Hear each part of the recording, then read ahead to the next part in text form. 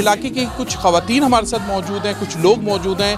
आए उनसे पूछते हैं कि जिस तरह ये इलाके को सजाया गया है इसके बारे में लोग, यहाँ के इलाके के लोग क्या कहते हैं। आए हमारे साथ। हमारे इस एरिया में खास करके ऐसी ही रौनक हुआ करती थी, ये लाइटें होती थी, यहाँ लोगों का एक जोश व खरोश होता था। अब माशाल्लाह माशाल्लाह बहुत सालों बाद ये चीज़ हमें दोबारा नज़र आ रही है और हमें यकीन है कि इस दफ़ा पतंग सबसे ऊपर जाएगी। वोट हम एमक्यूएम को ही हर बार दिए है, इस बार भी एमक्यूएम को ही देंगे इंशाल्लाह।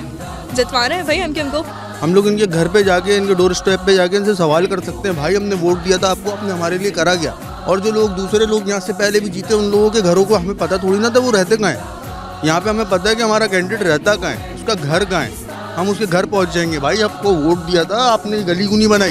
ये पतंग परचम ये बहुत अच्छा लग रहा है, बहुत खूबसूरत लग रहा है। गलियाँ सज गई हैं और माशाल्लाह माशाल्लाह बहुत अच्छा लग रहा है, सब पतंगे वगैरह, और काफ़ी अरसे के बाद ये रौनक देखने को मिल रही है। ये बिल्कुल 8 साल बाद ये हमारी जो लाल किला वाली जो गली है ये 8 साल बाद सजी और बहुत अच्छा लग रहा है। काफ़ी टाइम बाद एमक्यूएम का ये दौर देखा हमने कि ये पतंगे और जिस तरीके से फ्लैगिंग हुई हुई है यहाँ पे, ये रौनक देख के बहुत अच्छा लग रहा है। पतंग लगी है, देख के बहुत खुशी हो रही है। एमक्यूएम को जीतते हुए देखेंगे इंशाल्लाह ताला। इलाका मकीनों का कहना है कि कई सालों के बाद ये गलियाँ पार्टी परचम और पतंगों से सजाई गई हैं, जबकि इलाका मकीनों का ये भी कहना है कि इस इलेक्शन में वो डॉक्टर खालिद मकबूल सिद्दीकी जो उनके उम्मीदवार हैं उनको ही वोट देंगे।